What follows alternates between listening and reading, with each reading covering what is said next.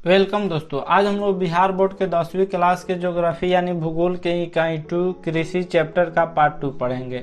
Part 1 का video upload कर दिया गया है। उसमें कृषि के प्रकार के बारे में बताया था। कृषि 3 प्रकार की होती है: प्रारंभिक जीविका कृषि, गहन जीविका कृषि और व्यापारिक कृषि होता है। उसके बाद फसल के प्रकार में ये बताया गया था। फसल 3 प्रकार के होते हैं: जायद फसल, उसी को गर्मा फसल कहा जाता था, रबी और खरीफ फसल के बारे में बता दिया गया था। आज हम लोग विभिन्न फसलों के बारे में पढ़ेंगे, जैसे चावल हो गया, गेहूं हो गया, मक्का हो गया, अरहर हो गया, उड़द हो गया, दलहन हो गया। इन सभी फसलों के बारे में, गन्ना हो गया, कपास हो गया, जूट हो गया, जूट को पटसन कहा जाता है। तो इन सभी चीज़ों के बारे में इस वीडियो में हम लोग पढ़ने वाले हैं। भारत विश्व का 22% चावल का उत्पादन करता है। पूरी दुनिया में जितना चावल का उत्पादन होता है उतना चावल का उत्पादन में भारत मात्र 22%, यानी पूरी दुनिया का 22% चावल का उत्पादन भारत करता है। लगभग 1/4 से थोड़ा कम होगा। और पूरी दुनिया में चावल के उत्पादन के मामले में 1 नंबर पे चीन है, 2 नंबर पे भारत है। तो चावल उत्पादन में भारत का स्थान दूसरा है। चावल के उत्पादन के लिए क्या चाहिए? तो अत्यंत उपजाऊ जलोढ़ मिट्टी की आवश्यकता होती है। बिहार में कौन सी मिट्टी है? जलोढ़ मिट्टी है, इसलिए बिहार में चावल के उत्पादन सबसे अधिक होती है। उसके बाद पंजाब, हरियाणा, उसके बाद उत्तर प्रदेश, यह सभी मैदानी इलाका है। पश्चिम बंगाल, यह सभी मैदानी इलाका है, इसलिए इस भाग में चावल का उत्पादन सबसे अधिक होता है। चावल के उत्पादन के लिए किस मिट्टी की आवश्यकता होती है? तो जलोढ़ मिट्टी की आवश्यकता होती है। जो भी हम पढ़ा रहे हैं सबको याद कर लीजिएगा। ऑब्जेक्टिव, सब्जेक्टिव, जो भी लघु उत्तरीय होगा, दीर्घ उत्तरीय होगा, सब के सब कंप्लीट हो जाएगा। और यह जो जब चैप्टर समाप्त होगा तो पीडीएफ आपको प्रोवाइड करा दिया जाएगा। बहुत दिनों से कह रहे हैं पीडीएफ प्रोवाइड कराने के लिए, लेकिन यह चैप्टर समाप्त ज्यों ही होगा त्यों ही इस, यानी यह जो वीडियो है, यह लेक्चर है कृषि पाठ का, इस पाठ का तो जो पीडीएफ होगा वह अवश्य रूप से अपलोड किया जाएगा। तो चावल के मामले में भारत जो है अग्रणी देश है। पूरी दुनिया का 22% चावल का उत्पादन अकेले भारत करता है। चावल के उत्पादन के लिए अत्यंत जलोढ़ मिट्टी की आवश्यकता होती है। इसमें मानव श्रम की बहुत आवश्यकता होती है, यानी इसमें मेहनत ज़्यादा करना पड़ता है। पहले बिया लगाओ, फिर पानी से लेके, मसानी से लेके जो है निराई से लेके, सिंचाई से लेके, दुआई से लेके, दौनी से लेके भंडारण तक बहुत अधिक जो है इसमें मेहनत करना पड़ता है। तो तीसरी बात कि इसमें मानव श्रम की आवश्यकता अधिक होती है। भारत में चावल जो है मुख्य रूप से पश्चिम बंगाल में होता है। भारत में चावल का सबसे अधिक उत्पादन पश्चिम बंगाल करता है। उसके बाद 2 नंबर पर बिहार है, फिर उत्तर प्रदेश, आंध्र प्रदेश, उड़ीसा, छत्तीसगढ़, असम, केरल, तमिलनाडु, यह सभी चावल के मुख्य उत्पादक राज्य है। भारत में चावल के बाद गेहूं दूसरा खाद्यान्न फसल है। भारत में सबसे अधिक चावल का उत्पादन होता है और 2 नंबर पे गेहूं का उत्पादन होता है। और पूरी दुनिया में गेहूं के उत्पादन में भारत दूसरा स्थान पर है। 1 नंबर पर गेहूं के उत्पादन में चाइना है और 2 नंबर पे भारत है। हमारा देश विश्व का दूसरा बड़ा गेहूं उत्पादक देश है, यानी 1 नंबर पे चाइना आता है, दूसरा बड़ा गेहूं उत्पादक देश भारत है। यह विश्व का 10% गेहूं का उत्पादन करता है। और गेहूं का उत्पादन जो हुआ था वह हरित क्रांति के बाद बहुत अधिक होने लगा था। हमारे देश में 1967 ईस्वी में हरित क्रांति आई और इसका सबसे अधिक प्रभाव गेहूं की खेती पर पड़ा। तो ऑब्जेक्टिव में हमेशा याद रखिएगा कि सबसे अधिक प्रभाव किस फसल पे पड़ा हरित क्रांति के दौरान। तो हरित क्रांति के दौरान सबसे अधिक प्रभाव गेहूं पे पड़ा, जिसके कारण गेहूं के उत्पादन में बहुत अधिक वृद्धि हुई और भारत गेहूं के मामले में, अनाज के मामले में आत्मनिर्भर हो गया। देश में कुल गेहूं का उत्पादन का 2/3 हिस्सा जो है वह पंजाब, हरियाणा और उत्तर प्रदेश प्राप्त होता है। यानी देश में जितना गेहूं का उत्पादन होता है उसका 2/3 हिस्सा, यानी करीब 66%, 2/3 यानी करीब 66% के आसपास जो है वह गेहूं पंजाब, हरियाणा और उत्तर प्रदेश में उत्पादन होता है। गेहूं के उत्पादन में 1 नंबर पर उत्तर प्रदेश है। चावल के उत्पादन में 1 नंबर पे पश्चिम बंगाल है। याद करके रखिएगा, गेहूं के उत्पादन में 1 नंबर पर उत्तर प्रदेश है। चावल के उत्पादन में पश्चिम बंगाल, गेहूं के उत्पादन में उत्तर प्रदेश। और पूरी दुनिया में पूछेगा कि भारत का स्थान चावल के उत्पादन में, तो दूसरा स्थान गेहूं के उत्पादन में भी विश्व का दूसरा स्थान भारत का है। अब हम लोग मोटे अनाज के बारे में जानते हैं। तो ज्वार किसको कहा जाता है? जनेरा को कहा जाता है। जनेरा के लाई आप लोग खाइएगा। जनेरा जब भूजा जाता है तो इसमें केवल लाई ही होता है, यानी जिसको पॉपकॉर्न कहा जाता है, तो केवल लाई ही होता है। उसके बाद बाजरा या पशुओं को खिलाया जाता है। और रागी का मतलब मड़ुआ, जो काला काला होता है, छोटा छोटा झाड़ होता है और काफी मजबूत होता है मड़ुआ का झाड़। तो ज्वार, बाजरा और मड़ुआ यह देश के प्रमुख मोटे अनाज है। रागी को मड़ुआ कहा जाता है। तो मड़ुआ में प्रचुर मात्रा में लोहा और कैल्शियम पाया जाता है। इसलिए गर्भवती जब महिलाएं होती है तो प्रसव के बाद उनको मड़ुआ का रोटी खिलाया जाता है, क्योंकि इसमें लोहा और कैल्शियम अधिक मात्रा में पाया जाता है। इसलिए जो प्रेगनेंसी के बाद क्या किया जाता है, मड़ुआ जो होता है वह खिलाया जाता है गर्भवती महिलाओं को, जो प्रेगनेंसी के बाद खिलाया जाता है। दूसरा है ज्वार का मतलब क्या होता है? जनेरा होता है। तो यह भी जो है खाने का फसल है, इससे खाया भी जाता है और पशुओं के चारे के लिए भी इसको बोया जाता है।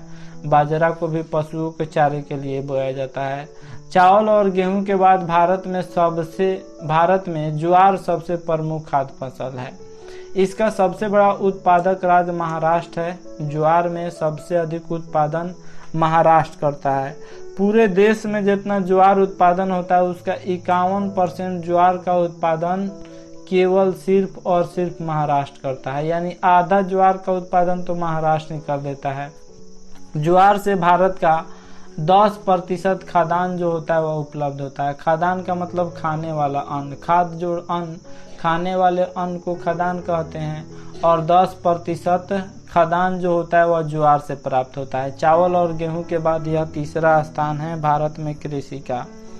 अगला है बाजरा। कुल कृषिगत भूमि का, यानी जो कृषि योग्य भूमि है उसका 7% भूमि पर बाजरा उगाया जाता है। निर्धन लोगों के लिए, यानी जो गरीब है उन लोगों के लिए और पशुओं के लिए प्रमुख चारा है। बताए हैं पशुओं के लिए प्रमुख चारा है। पशुओं को चारा खिलाया जाता है बाजरा के रूप में। बाजरा का सबसे बड़ा उत्पादक राज्य गुजरात है, जो कुल उत्पादन का 24% उत्पादन करता है, यानी 1/4, 4 हिस्से में से 1 हिस्सा बाजरा का उत्पादन केवल गुजरात राज्य करता है। नेक्स्ट है रागी को मड़ुआ कहते हैं। यह शुष्क प्रदेश का फसल है। कर्नाटक इसका सबसे बड़ा उत्पादक राज्य है। शुष्क प्रदेश का मतलब सूखा प्रदेश, जहाँ पे बारिश जो होती है वह कम मात्रा में होती है। तो सबसे बड़ा उत्पादक राज्य रागी का कर्नाटक है और दूसरा बड़ा उत्पादक राज्य तमिलनाडु है। नेक्स्ट है मकई। यह भी मोटा अनाज है जो मनुष्य के भोजन और पशुओं के चारा के रूप में प्रयोग किया जाता है। यह निर्धन लोगों के लिए, यानी गरीब लोगों के लिए मकई एक प्रमुख भोजन है। नेक्स्ट है दालें। दाल के बारे में अब हम लोग जान लेते हैं। खाद्यान्न फसलों के बारे में जान लिए, जिसमें मोटे अनाज के रूप में ज्वार हो गया, बाजरा हो गया, रागी हो गया, उसके बाद मकई हो गया। यह सभी फसलों के बारे में जान लिए। और चावल और गेहूं के बारे में जान लिए। चावल का विश्व में दूसरा स्थान है, गेहूं का विश्व में दूसरा स्थान है। चावल सबसे अधिक पश्चिम बंगाल उत्पादन करता है और गेहूं सबसे अधिक उत्तर प्रदेश उत्पादन करता है। नेक्स्ट हम लोग जानते हैं दाल के बारे में। तो भारत की जो अधिकांश जनसंख्या वह शाकाहारी है और दाल हमारे भोजन में प्रोटीन का स्रोत है। तो ऑब्जेक्टिव में यह भी पूछता है कि प्रोटीन का स्रोत क्या है, तो दाल से प्रोटीन प्राप्त होता है। रागी यानी मड़ुआ से क्या प्राप्त होता है, तो रागी से हमें कैल्शियम प्राप्त होता है। लोहा और कैल्शियम जो होता है वह रागी से ही प्राप्त होता है। तो उसी तरह दाल से हमें प्रोटीन प्राप्त होता है। भारत के मुख्य दलहनी फसल में तूर को अरहर कहा जाता है। इसी को आम बोलचाल की भाषा में भोजपुरी में रहरी कहा जाता है। तो तूर यानी अरहर, उड़द, मूंग, मसूर, मटर और चना, यह सभी भारत की प्रमुख दलहनी फसल है। दाल जो होती है वह खरीफ और रबी दोनों होती है। इनको दोनों ऋतुओं में उगाया जाता है। बरसात ऋतु में भी उगाया जाता है और सर्दी ऋतु में भी उगाया जाता है। अरहर, मूंग, उड़द यह सभी खरीफ है, इसको गर्मी में उगाया जाता है यानी वर्षा ऋतु में उगाई जाती है। जबकि चना, मटर, मसूर या रबी फसलें हैं, इसे जाड़े की ऋतु में उगाई जाती है। नेक्स्ट है गन्ना के बारे में। यह एक व्यावसायिक फसल है, यानी इसका उत्पादन लाभ कमाने के लिए किया जाता है, पैसे कमाने के लिए किया जाता है। यह बांस की प्रजाति का एक पौधा है जिससे मीठा रस निकलता है। गन्ने के जूस यानी गन्ने का जूस क्या होता है? गन्ने से प्राप्त होता है जो मीठा होता है। इसे गुड़ तथा चीनी तैयार किया जाता है। गुड़ का मतलब मीठा होता है, तब मीठा जो होता है मीठा का भेली टाइप का होता है, तो मीठा का भेली यानी मीठा और चीनी तैयार किया जाता है। भारत गन्ने की जन्मभूमि है। दुनिया में गन्ना का उत्पादन अगर कहीं हुआ था तो सबसे पहले भारत में ही गन्ना का उत्पादन हुआ था। तो पूरी दुनिया में सबसे पहले गन्ना का उत्पादन कहाँ हुआ था? भारत में हुआ था। सबसे पहले विश्व में भारत में ही गन्ना की उगाई की गई थी। यह फसल मिट्टी की उर्वरता को जल्दी से ही समाप्त कर देता है। जो मिट्टी की उर्वरा शक्ति होती है उसको जल्दी ही समाप्त कर देता है गन्ना। इसलिए इसकी खेती में काफी अधिक मात्रा में खाद की जरूरत होती है ताकि इसकी उर्वरता कायम रहे। तो गन्ने की खेती जब किया जाता है तो खाद जो है ज़्यादा छीटा जाता है ताकि जो है गन्ने की जो मिट्टी है उसकी उर्वरा शक्ति कायम रहे और गन्ना अधिक मात्रा में मोटे मोटे हो सके। नेक्स्ट है फसल तिलहन फसल।